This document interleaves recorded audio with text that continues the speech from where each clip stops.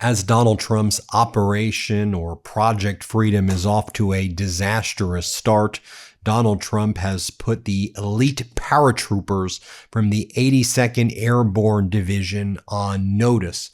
They're on standby that at any minute they could be called into action. They've already been deployed to the Middle East. You may recall our reporting on that over a month ago. But the Trump regime, as part of the psychological warfare that they believe they're engaging in with Iran, which frankly to me is resulting in escalatory ambiguity that moments ago has led to Iran striking yet another vessel in the Strait of Hormuz. More on that in a moment.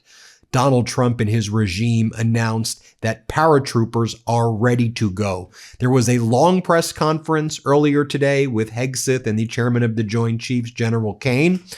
And I think people lost sight of this critical point where he talked about the paratroopers from the 82nd Airborne being called. Let me show you what General Kane said. Let's play this clip. And today I want to talk about the paratroopers of the United States Army 82nd Airborne Division.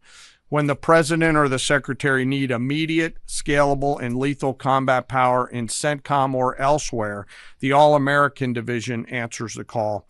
The 82nd is the core of our nation's immediate response force and ready to deploy within hours of notice.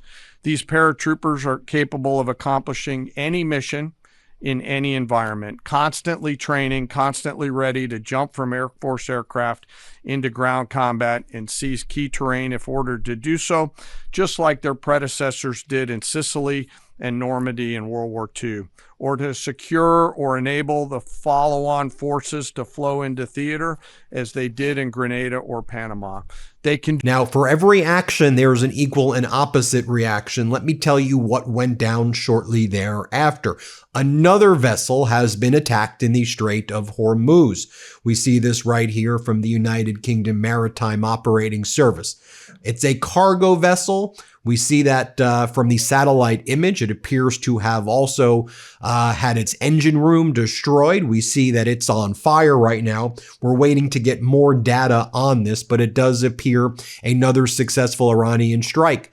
Iran felt that it was being threatened with these paratroopers. They wanted to test Donald Trump one more time, it seems, and that was the reaction. Take a look right here, folks. The current view of traffic visible via the automatic identification system, the AIS data received by marine traffic.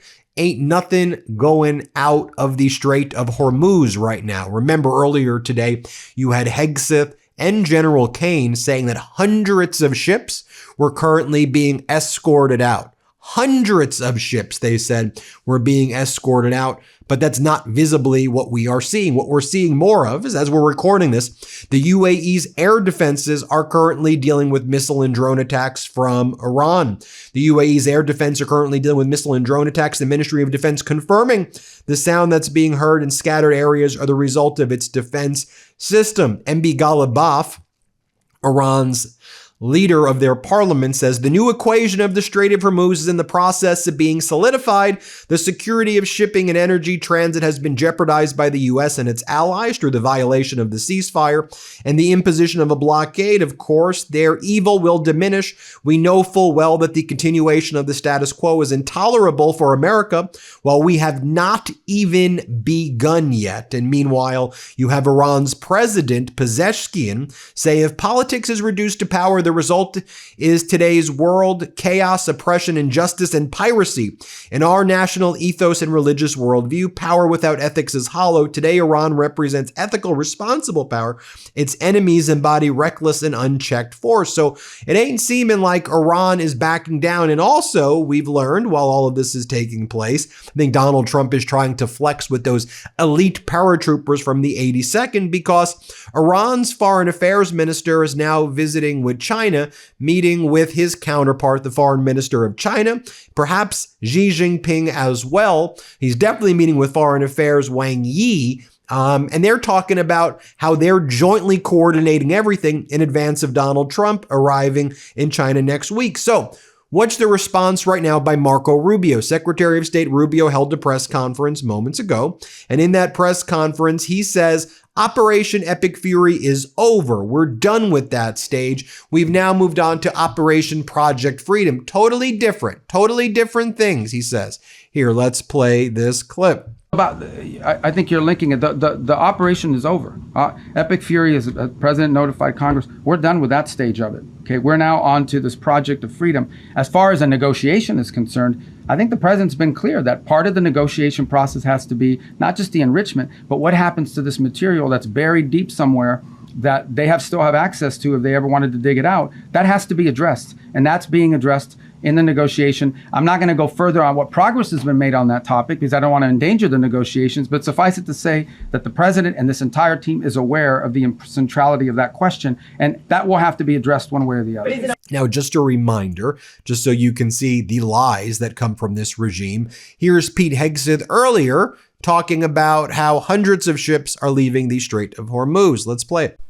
2 U.S. commercial ships, along with American destroyers, have already safely transited the strait, showing the lane is clear. We know the Iranians are embarrassed by this fact. They said they control the strait. They do not. So American ships led the way, commercial and military, shouldering the initial risk from the front, as Americans always do. And right now, hundreds more ships from nations around the world are lining up to transit. Yeah, that ain't happening. More from Rubio over here, who says what we're doing right now is a gigantic favor to the world. This is a favor that we're doing in the Strait of Hormuz. We created the problem, and this is our favor to you. Play this clip. And it impacted foreign policy. It could have some domestic ramifications. But ultimately, I don't want to mislead you. The primary responsibility for this Project Freedom is on the United States because we're the only country that can project power in that part of the world the way we're doing now. We're the only ones that can do it, and we're going to do it as a favor to the world. Understand this.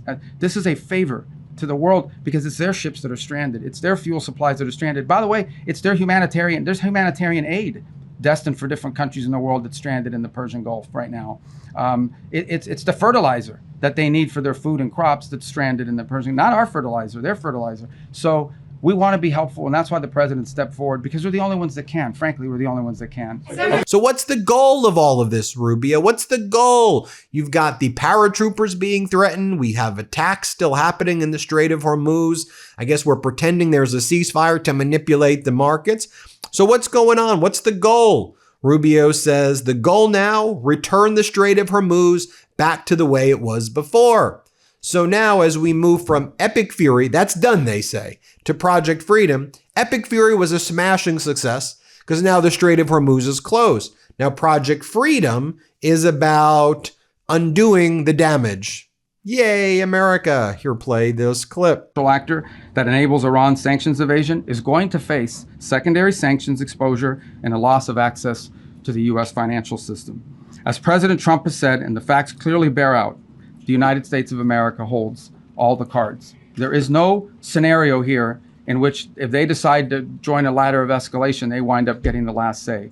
But our preference is for these straits to be opened to the way they're supposed to be opened, back to the way it was. Anyone can use it, no mines in the water, nobody paying tolls. That's what we have to get back to, and that's the goal here. Every day the conflict continues, however, our leverage on Iran will continue to increase, and their position will continue to weaken, especially as the blockade really begins. And then Rubio's like, there's no international law that allows you to behave this way. Someone needs to act. You? I mean, who's going to act? Play it. Hey, people, this is an international waterway. Okay, this is an international waterway. And international law is very clear, and I love it because everybody always talks about international law, and this international law on this is very clear. International waterways, no country can control them. There is no international law that allows you to say, I'm going to put mines in an international body of water and I'm going to blow up ships that don't listen to us and try to go through. That's what Iran is doing. This is a criminal act. And someone needs to do something about it. Something needs to be done. It's completely illegal, completely illegitimate, and completely unacceptable. And that's why the United States military is guiding stranded commercial ships safely through the strait and is working to... And he goes, but this is a purely defensive operation. We all know that it's a defensive operation. Finally, here's what Rubio said. Our national interest above all else. Now, what's really important for you to report and for everyone to understand is this is not an offensive operation. This is a defensive operation. And what that means is very simple. There's no shooting unless we're shot at first. Okay, we're not attacking them. But if they're attacking us or they're attacking a ship, you need to respond to that. You're not going to let some fast boat come up on a ship and shoot it up. We're going to respond to it. And we've been successful at it. I don't know what the exact number is, but I know a number of those fast boats have now been targeted and will continue to be. If they pose a threat to our forces, we'll shoot down drones, we'll shoot down missiles, but it's defensive in nature. This is defensive. So if you hear stories about attacks and launching of firing back and forth, it's not back and forth. We are only responding if attacked first. This is a defensive operation, and that's what's occurring here. Just about the importance of the Straits for a moment. This is approximately a quarter of the world's oil trade. Meanwhile, Iran's responding right away. Here's what they're saying. CENTCOM is trying to take the Strait of Hormuz out of the control of Iran's navy. The U.S. statements are so contradictory. It's wild, kind of like their military. Isn't the Iran's navy at the bottom of the Persian Gulf? Here are the boats that control everything. They're showing their fast boats. Efficiency matters, not size, Iran's embassies are posting. A Persian proverb warns, testing the tried is a mistake. Stop repeating failed strategies. Strive to grasp the true reality of the region. Only then will the path out of the quagmire you've trapped yourself in become clear. Risk of drowning, no passage without authorization from Iran. Latest press briefing from the depths of the Persian Gulf in ultimate misery. And then they show the photo of Donald Trump with the little kids today. Has anyone told these children that the bloodthirsty man killed more than 200 students just a few days ago? And then they show this video. The way the United States closed the Strait of Hormuz. There you have it, folks. Let me know what you think. Hit subscribe. Let's get to 7 million. Thanks, everybody, for watching. Want to stay plugged in? Become a subscriber to our Substack at MeidasPlus.com. You'll get daily recaps from Ron Filipkowski, ad-free episodes of our podcast, and more exclusive content only available at MeidasPlus.com.